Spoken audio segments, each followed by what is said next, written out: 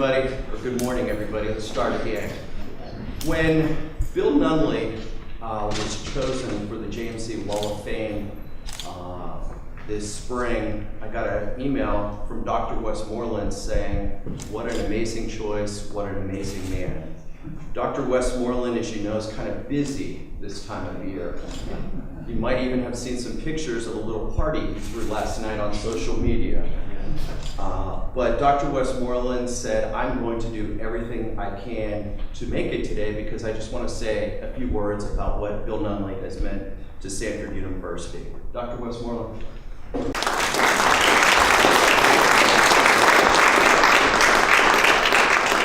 you, Dr. Ankney, and I would like the privilege of speaking for just a couple of minutes here this morning. First, to say a word of appreciation to Dr. Ankney and to the members of our faculty in this department. I think that most of you in this room have some appreciation for the excellence that they offer to our students. And many of you who are graduates understand fully the significant role that our faculty members in JMC have played in your lives. Some of you who are students will understand in the years ahead the significance of their involvement in your lives. And so I'm grateful to our colleagues in JMC. I know that Catherine's going to be offering a eulogy this morning. And so I'll leave most of those comments to her. But about Bill Nunnelley, let me just say that I was familiar long before I came to Samford more than 10 years ago with his work because I'd been seeing his byline for a number of years on stories that he had written about Samford. And so I knew that this man, Bill Nunnelley, must be a very intelligent and balanced human being. I had no idea. As I then arrived at Samford, and as I got to know him, and I got to know him quickly. In fact, he toured me around, I think, on my first day at Samford after I'd been elected president to visit with some friends in the media and to do things like that. But then as I got to know him better, I have said to my wife many times that when I think of Bill, I think of, well, this is high and this is low. Bill is always right there in the zone. I think that I rarely know a person who is as balanced as Bill Nunnelley. Completely faithful, excellence in all that he does. And if the world could have just a few more Bill Nunnelleys, just imagine how much better it could be. And so, Bill, on behalf of everyone associated with Samford, thank you, sir, for the amazing work that you have done here and for the example that you have been for all of us and especially for me. Thank you.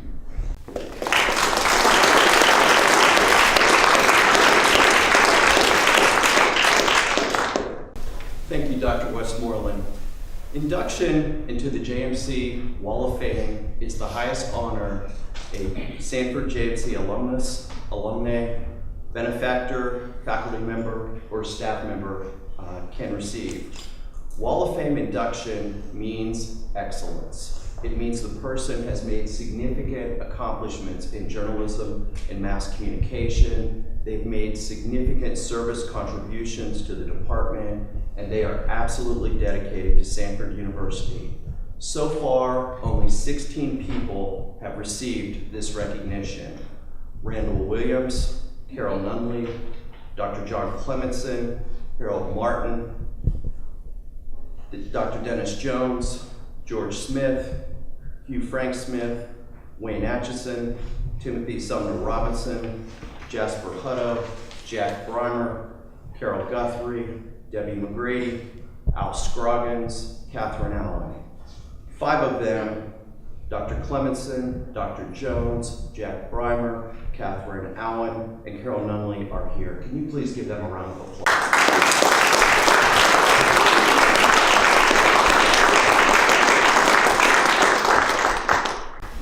why I think this recognition is so important. Samford offered the first journalism program in Alabama more than 100 years ago, but it's also one of the most distinguished programs in the country. The most recent college factual rankings again list Samford JMC as the #1 program in Alabama.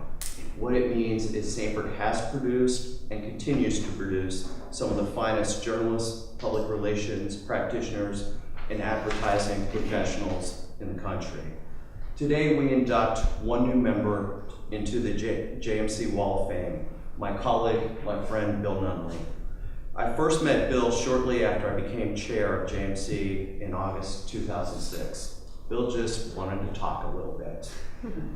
And Bill talked to me about his experience in the program, the history of the program, some of the exceptional graduates, Tim Robinson, for example, Harold Martin, and Bill and I probably ended up talking nearly an hour of what this program had meant to him and what people in this program had accomplished.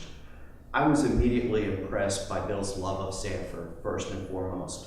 But then, when I got a chance to read his material, his outstanding skills as a writer and editor for Seasons, it's just a first-rate alumni publication. Bill loves Samford. Bill devoted his life to Samford.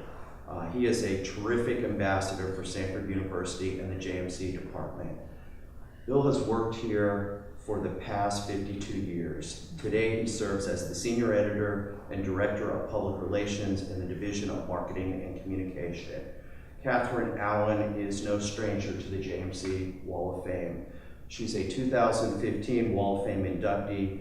Catherine will induct Bill into the Wall of Fame. Catherine.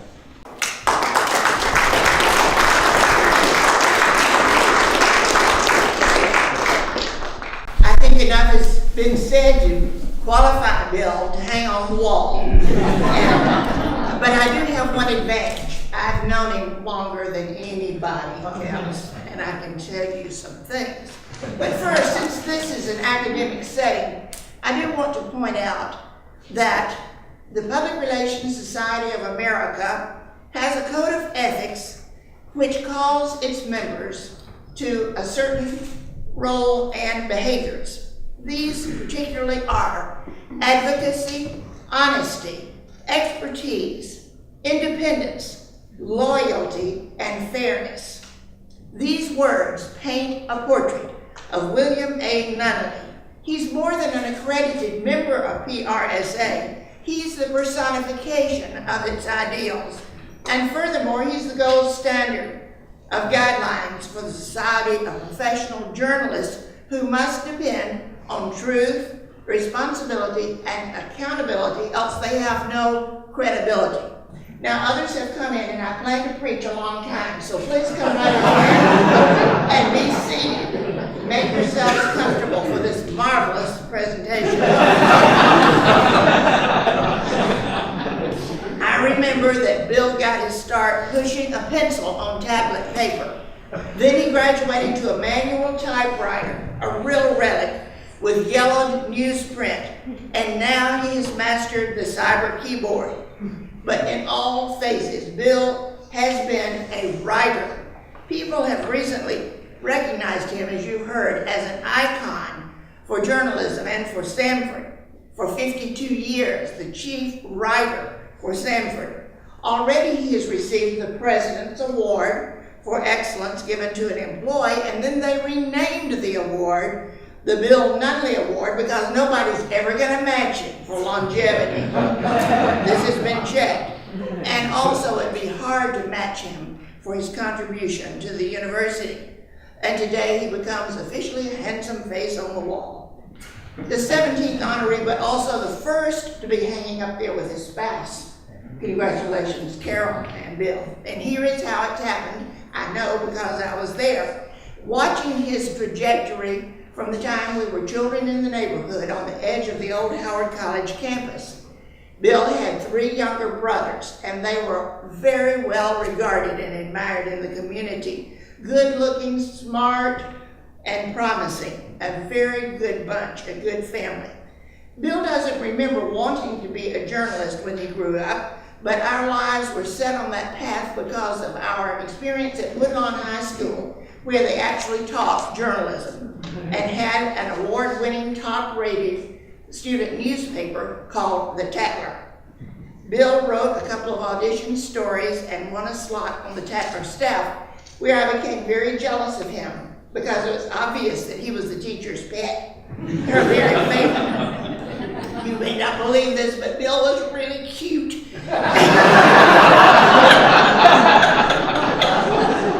Tall, neat, handsome, and when he would come into the classroom, sort of ambling along slowly, and he would take his chair and pull it to the back wall. Nobody dared sit in that chair.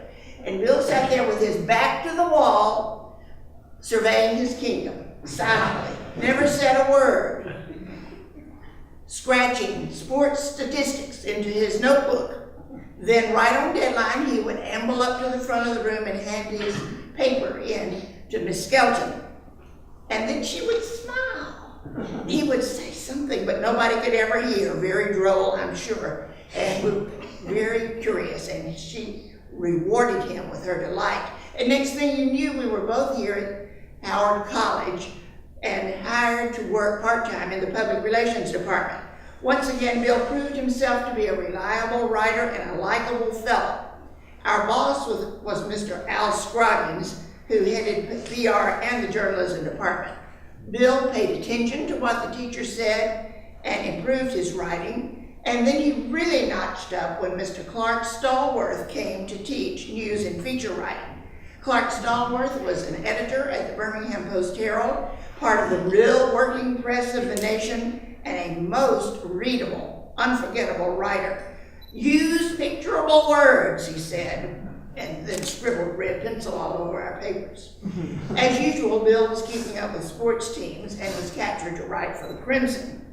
Always remember that Bill is a numbers man as well as a word master. From early in the morning till about 3:30 in the afternoon, Bill kept up the pace on campus. Then he rushed. I'm sure he must have rushed. He didn't look like he was rushing. Somehow, he would get down to the Post-Herald downtown to start a 4 p.m. to 1 a.m. shift as a reporter. What a coveted job he had, a real job on a real newspaper. And he would work there until he had everything written that should be written. He got promoted to the copy desk where he edited other people's work and wrote the headlines, saw the paper put to bed, as we used to say in the good old days, just before the presses rolled, a little after 1 a.m. And somewhere he may have slept before time to get up and start over the next morning. How did he manage to do so much without stepping on anybody's toes or plagiarizing their work? On top of all that journalism, he finished up not only with a journalism major, but enough courses to graduate with a double major, one in history, and later earned a master's degree in history at Samford. Now, I want to take a little modest credit for Bill's success, and also give some accolades to other fellow students of that period, because we all helped raise each other up during a very turbulent time of the 60s in Birmingham. Among our student colleagues that I treasure, and I know that Bill does too, were Wayne Atchison and Carol Fishburne, a really cute editor of the Crimson, the future Mrs. Nunnelley, as it turned out. One who managed all of us at the Crimson in those days was Mary Lane Holland, later to achieve note as Dr. Lane Powell. And perhaps she is watching my live stream today from her hospice bed at home, where she's battling pancreatic cancer, yet still working on 2 more books, trying to beat the deadline. I'm sure that Bill would be remembering others such as the Harwells, Jack Brymer, Joseph Cecil Wingard, Andy Collins, and I must stop trying to list all of the fellow students who had such a hand in shaping our lives and with whom we've intersected through the years. What a joy. Like many young men of the era, Bill had to go to military service for a while, so he took off to the U.S. Coast Guard As soon as he was discharged, he was offered a public relations job at Samford. We have George Hudson Smith to thank for bringing Bill to permanent employment at the alma mater in March 1964. George headed the PR department and the journalism department at the time. Bill has had every possible job title in Samford public relations realm. You know, when reorganization comes, they make him a new title, whatever. But for many years, he has single-handedly taken care of the published word of the university, and then later with staff. It was required that every published work of the university roll across his desk for a final check, and thus he saved many a writer from terminal error. And I do mean terminal. It might be grammatical typo or disgrace, but the written buck stopped with Bill. His university news publications are too numerous to mention except one, Seasons, which has already been mentioned, started in 1984, continues as editor-in-chief. Writing is a versatile skill, so Bill has been called upon to do many tasks for Samford. One was to lead the program called Samford After Sundown, precursor to the Academy of the Arts.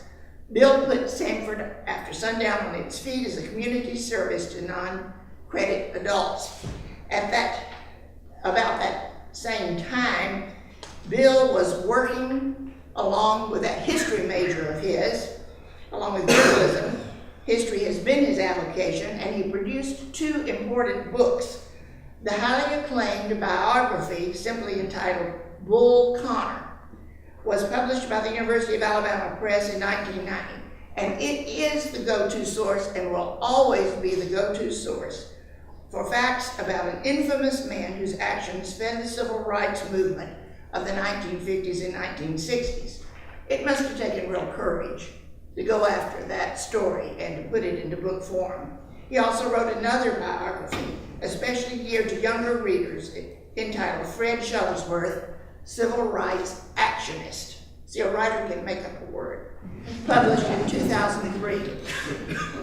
The Bull Connor book was an amazing accomplishment, considering the emotions about the man. An authority in local politics and history told me that he and others call Bill the bullologist. Maybe he got that from being the advocate for the bulldog, I don't know. Even to this day, there is no public evidence about where Bull Connor is buried. But you can be sure that Bill Nunnelley knows where all the bodies are buried. Bill generated many historical articles for external publications and maintained his membership in the Southern Historical Association. His pen has sketched in many milestones in regional history of his times. He's been an enduring leader in PRSA, the Baptist Communicators Association, the Religion Communicators Council, and Samford made him a member of Phi Kappa Phi Honor Society. Thus it has come to pass that Bill has not only written the Samford story, but he has also lived almost 1/3 of that history. What does he mean to thousands of us who bear the imprint of Samford University in our hearts and on our resumes? Because Bill has been consistently honest, accurate, expert, and fair while advocating and being loyal to Samford, the Samford story has come to be accepted as honest, accurate, and fair. Bill's low-key style is to let the facts speak for themselves, and his message has been accepted as gospel. As the reports have grown, by every measure, Samford has more than tripled its statistics and exponentially grown in its high reputation, because people can build their lives on the Samford story as being true and reliable. And without Bill, it might have been another slant. These days, when the Bulldogs play football, Bill is still keeping statistics to assist the athletics department. He still raises the bar for accuracy and excellent to guide his fellow writers, and he still generates new publications such as the Inside Samford News magazine. Bill, you don't really look like it, but you are a living archive, a walking testament the master storyteller from Samford. Such an achievement is a gift to all of us and to future generations. Bill Nunnelley is a matchless journalist, and he brings honor to the Wall of Fame. So congratulations, Bill.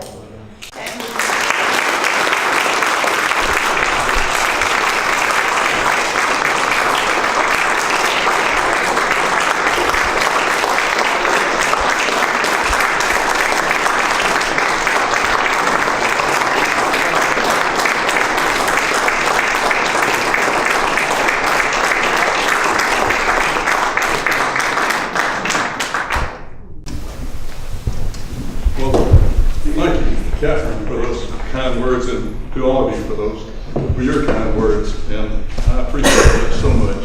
I hardly recognize myself during a portion of that. But I'm sure that Catherine was accurate, because she also is one that is always that way. Thank you, Bernie. And Dr. Westmoreland, thank you, sir. When Bernie told me about the selection committee's decision a while back, I decided to have a look at the Journalism and Mass Communication Department's Wall of Fame. I'd seen it, of course, but it had been a while, and so when I looked at it again, it reminded me of what a distinct honor it was, and it is, to be selected. And I was reminded of how many of the previous honorees I had crossed paths with. Harold Martin, Al Scroggins, Tim Robinson, George Smith, who hired me at Samford, as Catherine said, Jack Reimer, Wayne Atchison, Catherine Allen, John Clemenson, Dennis Jones, Randall Williams, and of course my spouse, Carol Nunnelley. Harold Martin, the Montgomery publisher who won the Pulitzer Prize in 1970, taught me press law during my undergraduate days. Al Scroggins headed the department when I was a student, taught courses in feature writing and history and principles of journalism and editing. I learned some basics there that has stuck with me over the years. Al hired Clark Stallworth, as Catherine mentioned, to teach basic reporting, a great teacher. Clark tried to teach us not to editorialize in news stories and to attribute information properly. If you didn't use according to, or John Smith said, or some such attribution where it was called for, you could expect a note from Clark on your paper. An arrow would point to the unattributed item. When I wrote this first, I put fact, but I was reminded that it may not have been a fact. An arrow would point to that item, and Stallworth's note would say, in my case, says who? Bill, maybe? The lessons I learned in that class helped me get my first reporting job with the Birmingham Post-Herald while I was still a college student. And my first Sunday at work was the day that the Klan attacked Freedom Riders at the Birmingham bus station 3 blocks away. Tommy Langston, a Post-Herald photographer, shot that famous photo of the attack, and the Klan attacked him too. He came by the Post-Herald office to give the managing editor a report before going on to the hospital to have his wounds treated. When I saw him come in with a bloody face and torn clothing, I had to wonder what I had gotten myself into with this newspaper job. Tim Robinson covered the civil rights story as a young reporter in Birmingham and later covered Watergate for the Washington Post. Carol Nunnelley was managing editor of the Birmingham News when it won a Pulitzer Prize in 1991. I learned a lot about journalism and news writing at Samford, and I'm sure some of it came from my association with these people, all talented journalists and writers. Well, I didn't really know Tony Hale during his undergraduate days. I feel like I know him from watching his TV show, Leap. I also didn't know Jack Hutto, who founded the journalism department in 1915. But I certainly recall the wonderful reminiscence of Jack that Professor Julie Williams presented several years ago when he was inducted into the Wall of Fame. I think all Samford journalism graduates owe Jack a debt of gratitude for beginning what is Alabama's oldest university journalism department. Well, it's an honor to be included in the company of these and other Wall of Fame honorees. The Samford Journalism and Mass Communication Department can be proud of its long and illustrious history. I'm proud to be a graduate of that program. Thanks again for inducting me into the Wall of Fame. And thanks to all of you for being here today. Thank you.